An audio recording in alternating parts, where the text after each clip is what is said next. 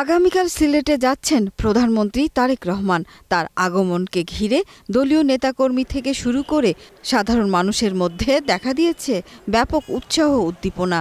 ইতিমধ্যে বিএনপি অঙ্গ সংগঠনের উদ্যোগে নগর জুড়ে অনুষ্ঠিত হয়েছে আনন্দ মিছিল ও প্রচারণা।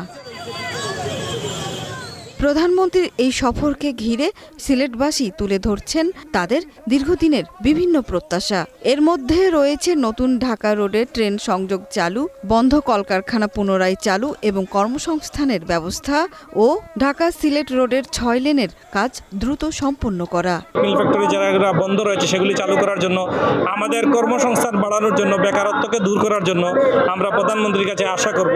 রেলের লাইনকে ডাবল গেজ করে একটি দ্রুতগতির রেল প্রতিস্থাপনের আবেদন।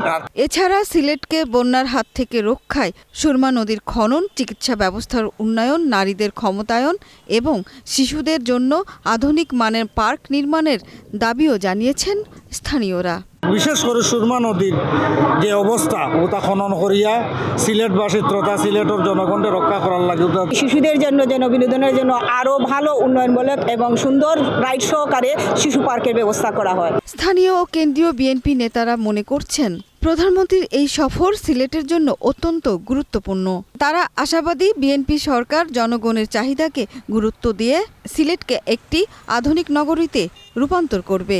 সুরমা নদীর দুই পারে যে সৌন্দর্য বর্ধনের কাজের সাথে সাথে এটা স্থির সংরক্ষণ এবং মানুষকে এই যে বন্যায় যাতে প্লাবিত না করে তার জন্য কাজ হবে এবং ভবিষ্যতে সুরমা নদীর ড্রেজিংয়ের কাজ শুরু হবে।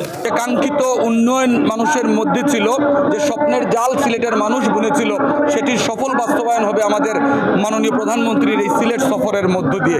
প্রধানমন্ত্রীর এই সফর ঘিরে এখন সিলেটবাসীর চোখ উন্নয়নের প্রতিশ্রুতির দিকে।